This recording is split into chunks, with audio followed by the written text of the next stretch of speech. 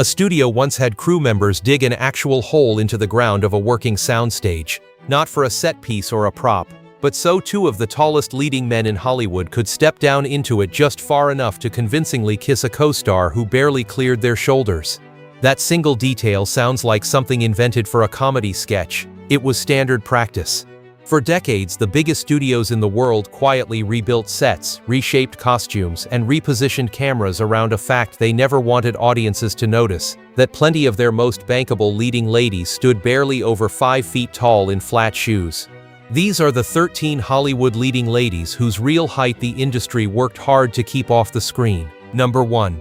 Debbie Reynolds. The fix Warner Brothers eventually landed on for Debbie Reynolds sounds almost too simple to be true, and yet it required literally excavating the set. Standing 5'1", Reynolds ran into a genuine production headache whenever she shared a frame with taller leading men, and the problem reached a real breaking point on How the West Was Won, where she worked opposite both Charlton Heston and Gregory Peck, two actors who each stood well over 6 feet.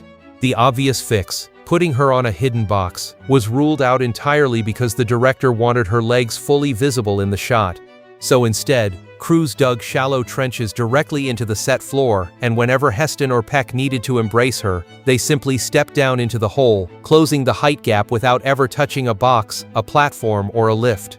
Reynolds herself told that story decades later with a kind of matter-of-fact ease that says a lot about how ordinary these accommodations actually felt inside the studio system, treating it less like an embarrassing secret and more like a completely unremarkable part of doing the job. Across a career that spanned 6 decades, that single anecdote about a hole dug specifically for 2 towering co-stars remains one of the clearest, most specific examples of exactly how far a production would go to protect the illusion of matched proportion on screen. Number 2.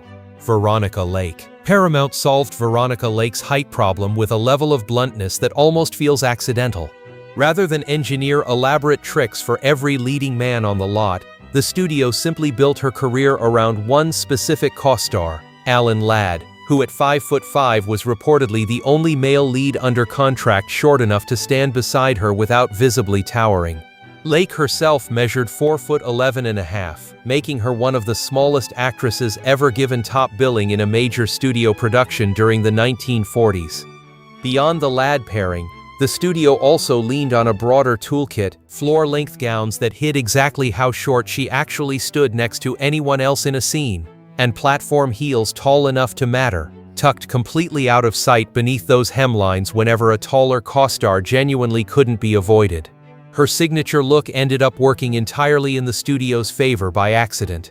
The cascading blonde hair falling dramatically over one eye, the peekaboo style copied by women across the entire country, added a real sense of visual height and drama to a frame that, in physical reality, stood barely 5 feet off the ground. Lake and Ladd appeared together in 7 films across their careers, a pairing built at least as much around matching height as any genuine chemistry, something audiences at the time had no real reason to suspect was quite that calculated. Number 3. Jane Powell.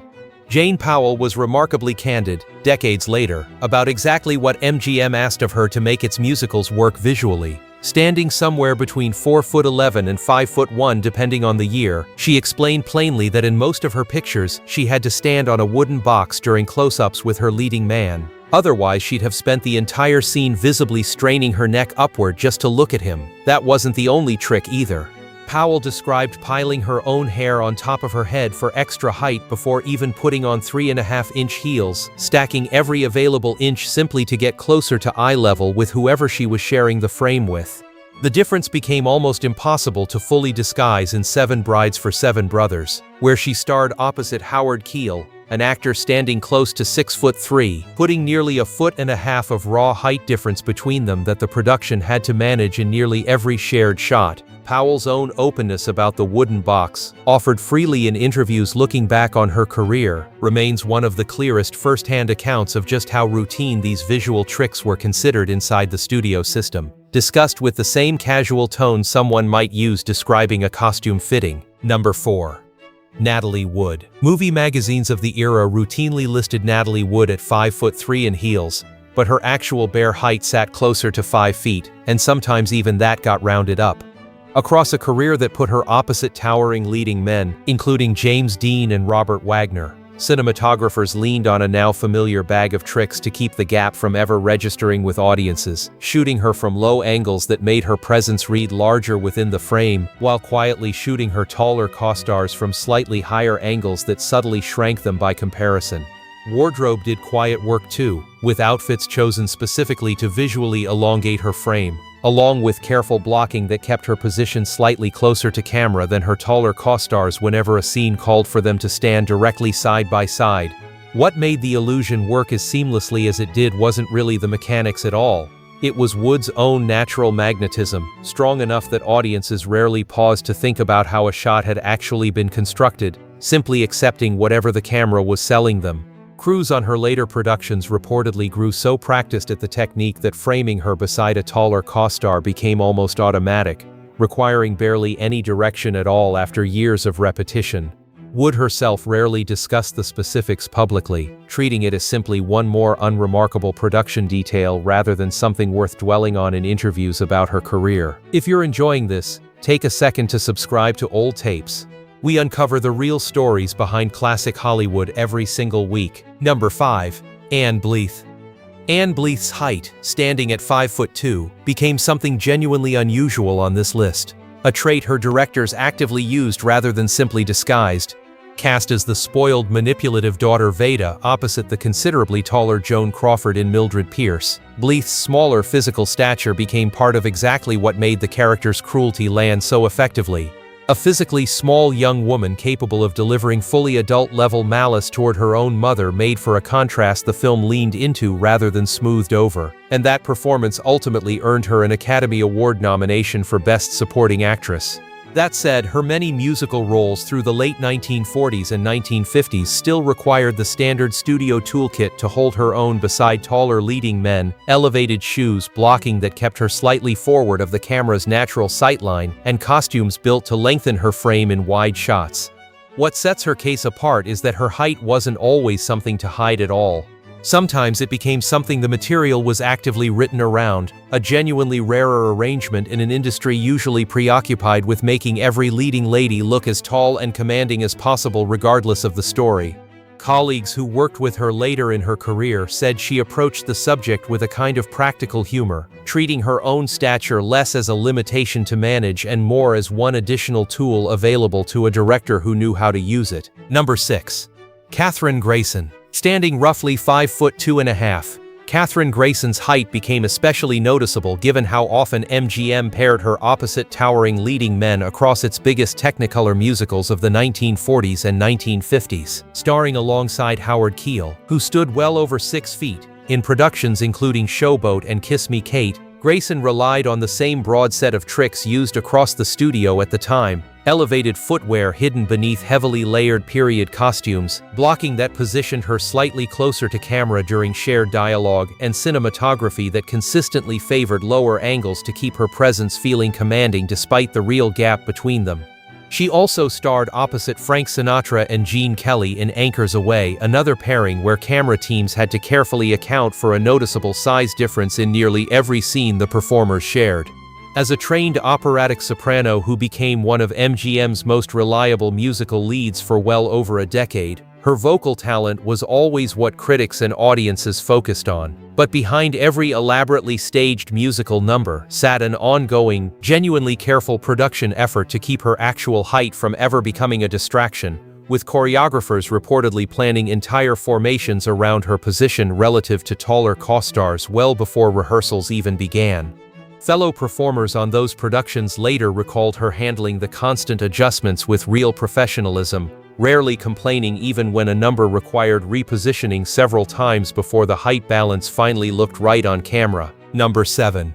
Barbara Eden. Barbara Eden joked about her own height candidly in her memoir, writing that she drew herself up to her full height, not terribly impressive when you're only 5'3", but you get the picture. That self-deprecating honesty captured something genuinely real about her career, because on I Dream of Jeannie she spent 5 full seasons playing opposite Larry Hagman, an actor standing nearly 6 feet tall, a gap the production regularly worked around using elevated platforms hidden inside Jeannie's elaborate costume, blocking that avoided full-body two-shots of the pair whenever reasonably possible, and camera setups favoring closer framing that kept the actual difference from becoming any kind of visual distraction for viewers at home. Her costume itself, with its layered voluminous bottoms and elaborate headpiece, quietly did work here too, adding visual height through sheer volume and vertical design lines built directly into the wardrobe. It's a detail easy to miss while watching the show since Jeannie's look reads as pure fantasy rather than function, but the design was also solving a very real, very practical height problem behind the scenes. Eden's own willingness to joke openly about it later in life makes her one of the more refreshingly candid entries on this entire list. Number 8. Rita Moreno. Rita Moreno has described herself plainly in her own memoir as a petite woman, 5'2", a description that undersells just how much engineering went into some of her most famous screen work. In West Side Story, her demanding role as Anita required intense, highly athletic choreography performed alongside a cast of dancers chosen specifically for their height and stage presence, meaning camera operators and choreographers had to work constantly, number after number, to keep her performance visually commanding rather than getting overshadowed by taller ensemble members surrounding her in nearly every group sequence. The film's editors also favored tighter framing during her most demanding dance numbers, a choice that kept the focus locked on her energy and technique rather than drawing attention to any size gap within the larger ensemble. Moreno went on to win an Academy Award for that performance, becoming one of the first Latina actresses to do so, proof that the industry's height management tricks, whatever form they took, were never a substitute for genuine talent, only one more quiet mechanical layer working underneath it. She has spoken about her height matter-of-factly for decades since, occasionally noting in later interviews how much smaller she looks in old footage standing among the rest of the West Side Story ensemble than the sheer ferocity of her performance would ever suggest to someone simply watching the finished film. Number 9. Sally Field. Sally Field stands at 5'2", a detail that became especially visible once she began a string of films opposite Burt Reynolds, an actor a full 10 inches taller than she was. Across Smokey and the Bandit, Hooper, and their various sequels, cinematographers relied on the standard combination of tricks to manage that gap: elevated footwear built into her wardrobe, blocking that avoided full-body shots of the two of them standing flat-footed side by side, and camera angles specifically chosen to minimize how dramatic the size difference looked whenever they were framed together. The films themselves largely built their chemistry around fast-moving chase sequences, scenes inside moving cars, and tight close-up dialogue rather than static full-body shots, a structural storytelling choice that conveniently sidestepped much of the underlying problem before it ever became an issue for the editors cutting the final film. Field's own natural energy and famously quick comic timing did plenty of the remaining work, holding audience attention in a way that made the physical difference between her and Reynolds feel like a complete non-issue rather than something requiring constant camera management.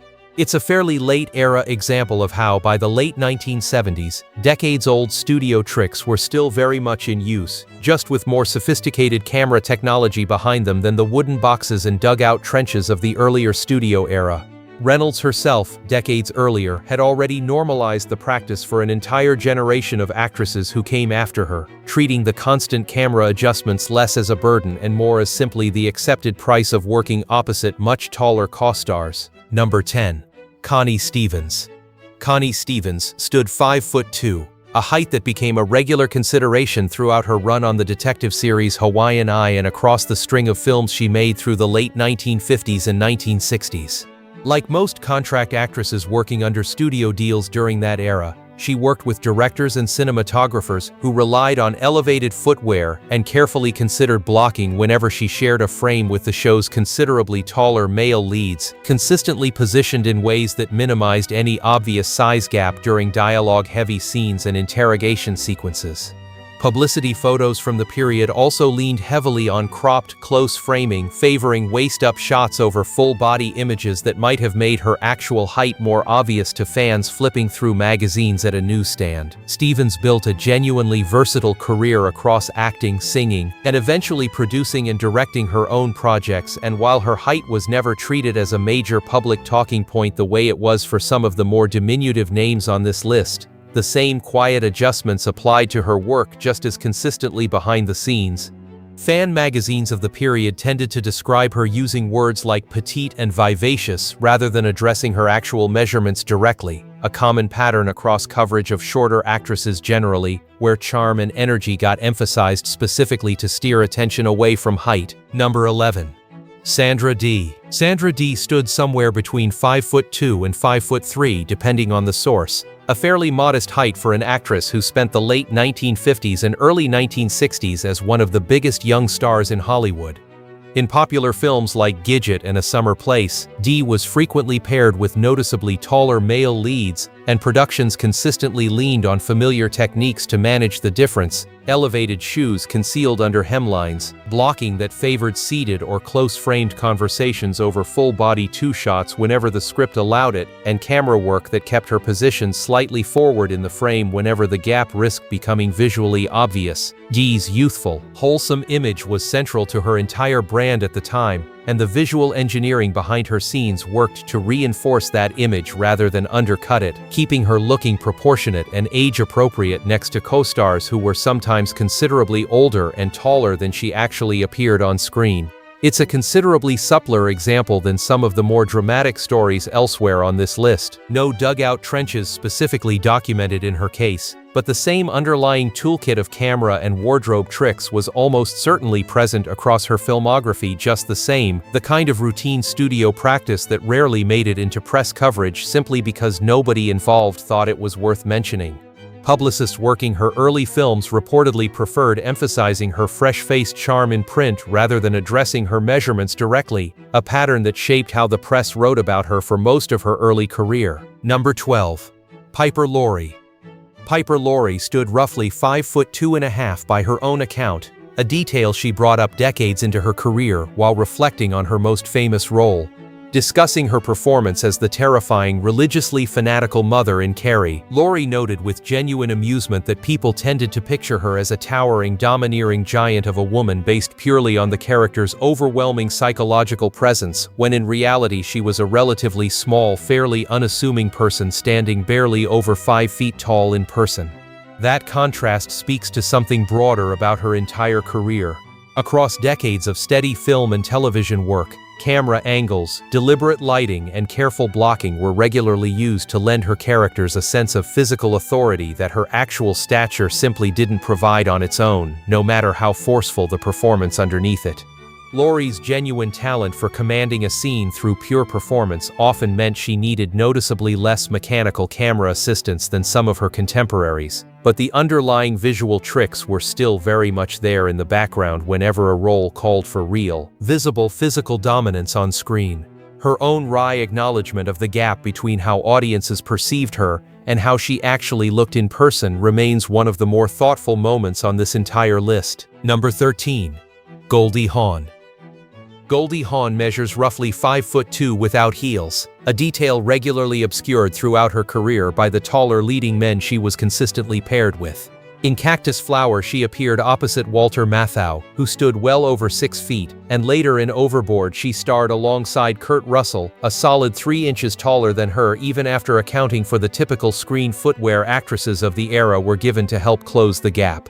Across these films and many others, the standard set of solutions applied: elevated shoes built into her costuming, blocking that favored seated conversations and close two shots over full-body framing, and camera angles that consistently worked in her favor to keep the size gap from ever becoming a distraction from the story.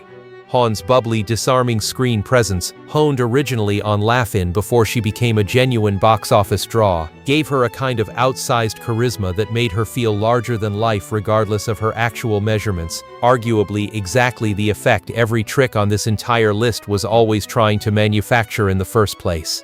Her decades-long career suggests just how effectively that particular illusion held up over time. An actress barely over 5 feet tall who nonetheless became one of the most commanding, bankable comedic presences in American film across 4 separate decades, with people who met her in person occasionally describing genuine surprise at just how small she actually was compared to the larger-than-life energy she projected on screen. 13 actresses, and 13 different combinations of hidden boxes, dugout trenches, platform heels, carefully chosen camera angles, and deliberately selected co-stars, all working quietly behind the scenes to sell audiences an illusion of height and proportion that in reality almost never existed. Some of these women, like Debbie Reynolds and Jane Powell, talked about the specific tricks used on their films with real candor decades later. Others, like Rita Moreno and Piper Laurie, simply acknowledged their actual height matter-of-factly whenever the subject came up. What ties all 13 of them together is a studio system that treated height as just one more physical detail to manage and control, rarely acknowledged publicly, but consistently engineered on every set where the gap threatened to become visible. None of it changes what any of these women actually accomplished through genuine talent and hard work, but it's a real reminder that even the most effortless-looking Hollywood glamour usually had a hidden box, a dugout trench, or a carefully chosen co-star sitting just out of frame, doing quiet work the audience was never meant to notice. So here's what I want to know from you. Out of everyone on this list, which story genuinely surprised you the most, and did you already suspect any of these actresses were shorter than the screen made them look? Tell me in the comments. Subscribe to the channel, and we'll see you in the next one.